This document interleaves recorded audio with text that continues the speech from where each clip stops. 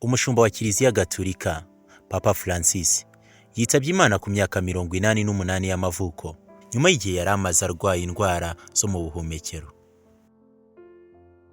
Urupfu rwa Papa Francis rwatangajwe mu gitondo cyo kuri uyu wa mbere wa Pasika saa 1:35 aho Karidinali Keve yashyize hanze itangazo rivuga ko Papa yasubiye mu ngoro ya Data. Karidinali Keve yatanze iri tangazo rivuga ku rupfu rwa nyir'ubutungane Papa Francis, aho yabivuze agira ati: "Nshuti bavandimwe n'umubabaro mwinshi, bibaye ngombwa ko mbatangariza urupfu rwa nyir'ubutungane Papa Francis." Yavuze ko ubuzima bwe bwose bwaranzwe no gukorera Imana na Kiliziya, urukundo no gufasha abakene n'imbabare, ndetse ko yabyigishaga hariho hose. Imyaka ishize y'ubuzima bwa Papa Francis yaranzwe n'uburwayi ku buryo yamaze igihe kinini mu bitaro avurwa indwara zifata mu myanya y'ubuhumekero. Kuwa 14 Gashyantare Papa Francis yashyizwe mu bitaro, ndetse bigeze kuwa 22 Gashyantare ibiro bye bitangaza ko akomeje kuremba, cyane ko yanashyizwe mu mashini zimufasha guhumeka. Ku munsi wakurikiyeho abaganga batangaje ko impyiko ze zifite ikibazo.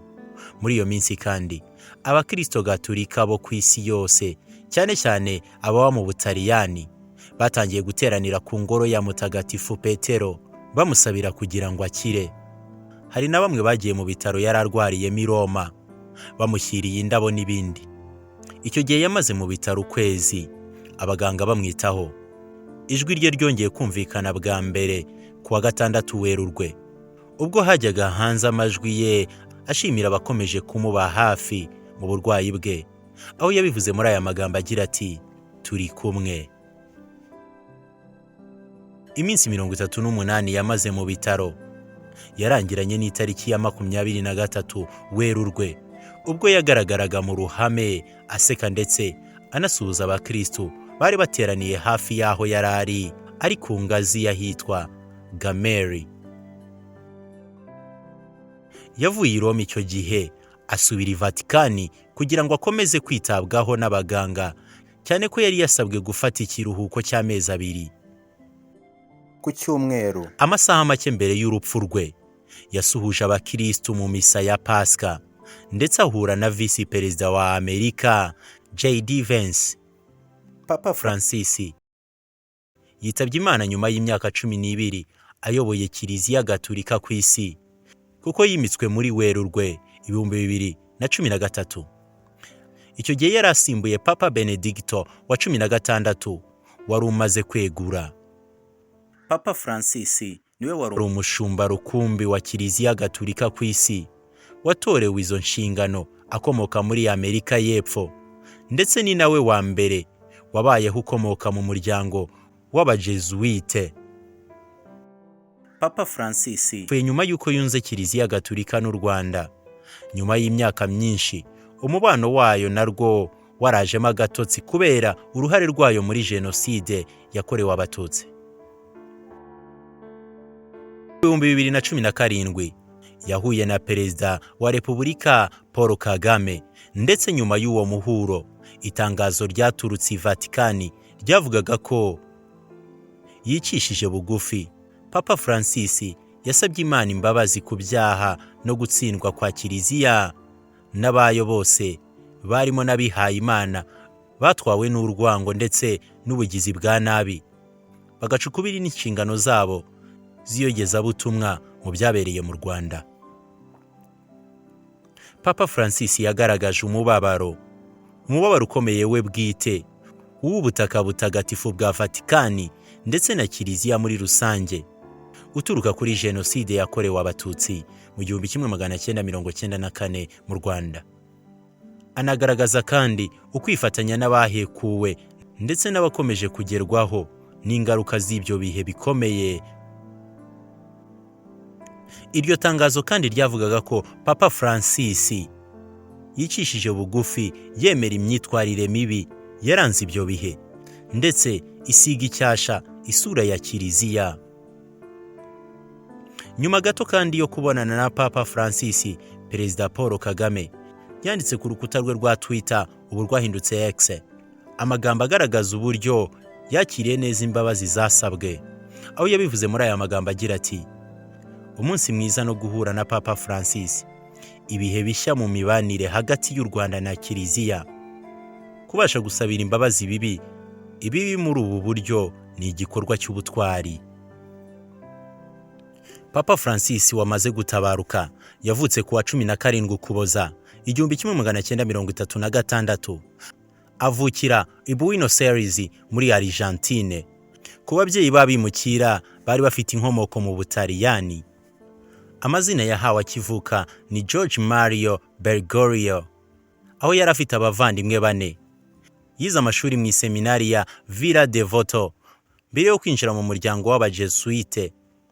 Mu 1958 Papa Francis kandi yari yarize amasomo y'iby'ubumenyamuntu mu gihugu cya Chile mbere yuko asubira mu gihugu cye cy'amavuko kwiga amasomo y'iyobokamana.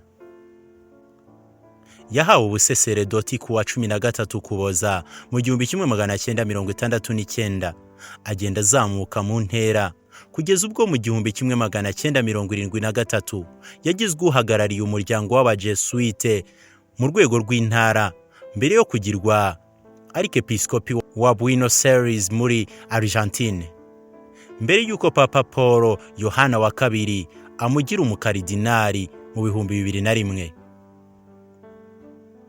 Mu gihe cye cy'ubukaridinari yaranzwe no gukemura ibibazo muri rubanda, kwicisha bugufi n'ubuvugizi ku bakene. Nyuma yo gutabaruka rero kwa Papa Francis, Papa mushya azaboneka mu minsi 20. Nyuma y'urupfu rwa Papa Francis byitezwe ko mu minsi iri hagati y'iminsi 15 n'iminsi 20 aribwo undi azaba yatowe. N'itorwa rikorwa mu nzira izwi nka conclave. Ibikorwa by'amatora bitangizwa na misa idasanzwe yo mu gitondo. Nyuma y'iyo misa hagatangazwa amagambo agira ati extra omnes, bivuze ngo abandi bose basohoke, maze abakaridinari bakarahirira kubika ibanga. Nyuma y'ibyo kandi abakaridinari bose bafite munsi y'imyaka 80 cyangwa bemerewe gutora bateranira muri chapelle ya Sistine yakiriye conclave zose kuva mu 1858. Bahita bakingiranwa muri conclave kugeza igihe bahisemo Papa mushya. Icyumba baba barimo nta koranabuhanga cyangwa itumanaho ry'inyuma riba rihari. Nta cyizere kiba gihari ko icyiciro cya mbere cy'amatora cyatanga umusaruro uwo munsi. Hakoreshwa ibiganiro, amasengesho, kwitekerezaho kugira ngo bagabanye urutonde rw'abashobora gutorwa. Hatoranwa abakaridinari 9 bo kuyobora amatora. 3 baba abagenzuzi b'amatora, abandi 3 bagakurikirana ibijyanye n'amajwi mu gihe abandi 3 tubagenzura niba byakozwe neza.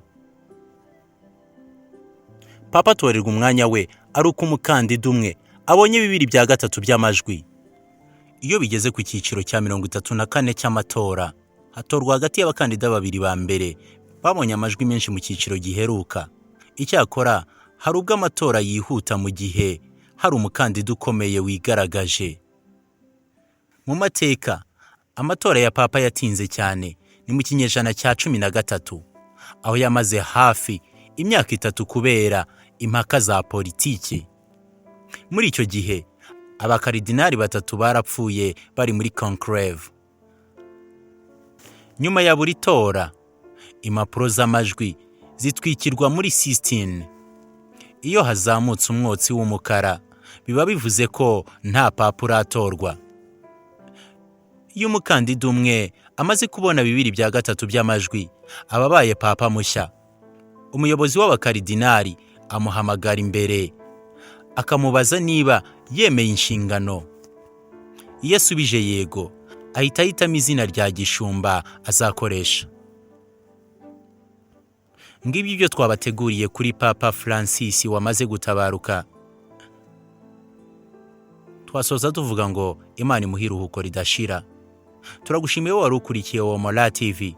Kugira ngo uhore ubona ibyo tukugezaho, kanda kuri subscribe maze tujye tubana umunsi ku munsi. Turabakunda.